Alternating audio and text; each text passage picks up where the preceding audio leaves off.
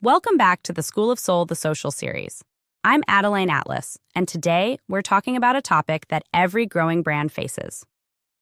How to know when it's time to raise your prices. Pricing is not set in stone. As you grow, as your experience deepens, and as your brand authority rises, your prices should evolve too. But how do you know when it's the right time to make that move? Here are the real signs it's time to level up. First, you're consistently delivering bigger results faster. If your clients or customers are getting bigger transformations in less time because of your improved skill, experience, or systems, your value has outgrown your original price tag. Second, you're booked out or close to capacity. If you're constantly at or near full, whether that's fully booked coaching spots, sold-out templates, or full programs, and you can't take on more without sacrificing quality, it's time to raise the bar.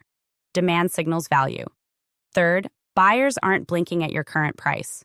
If you're hearing yes too fast, too easily, with almost no objections, your price has probably become too comfortable, and you're leaving perceived value and income on the table.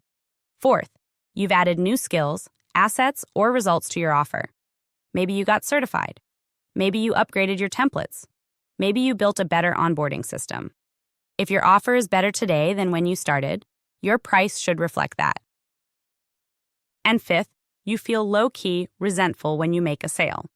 Resentment is your soul whispering, "This is too much energy for too little return." Listen, resentment left unchecked kills businesses quietly. When multiple of these signs show up, it's not just okay to raise your prices, it's necessary.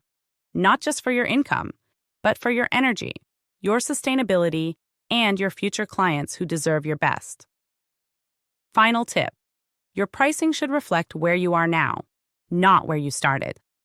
Growth deserves recognition, and pricing is one of the loudest ways you tell the world you are no longer playing small.